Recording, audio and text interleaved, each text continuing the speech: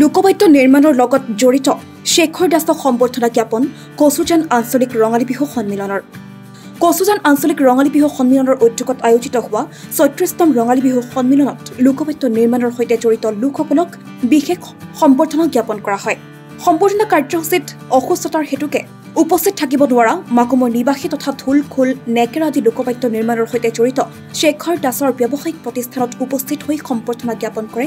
লগতে লোকবাদ্য নিৰ্মাণৰ ক্ষেত্ৰত জড়িত লোকসকলক বিহু সন্মিলনৰ উদ্যোক্তা সমিতিয়ে সম্বৰ্ধনা জ্ঞাপনৰ জৰিয়তে তেওঁলোকক উৎসাহিত কৰিবলৈ এক ক্ষুদ্ৰ প্ৰয়াস কৰিছে বুলি সংবাদ মাধ্যমৰ আগত সদৰি কৰিছে।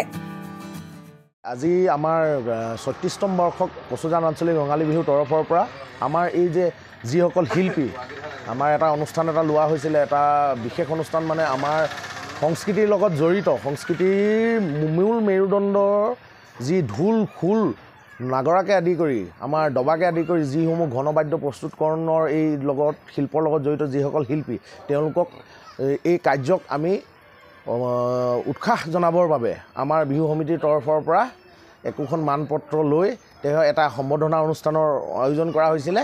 আমাৰ তাৰে এই অংশস্বৰূপে আমাৰ এই শেখৰ দাসক আজি ইয়াত সম্বৰ্ধনা জনোৱা হ'ল। তেখেত বিহু সন্মিলনৰ দিনাখন বিশেষ চিকিৎসাজনিত কাৰণত অনুপস্থিত থকাৰ বাবে আজি তেখেতক আহি ঘৰতে সম্বৰ্ধনাটো জনোৱা হৈছে।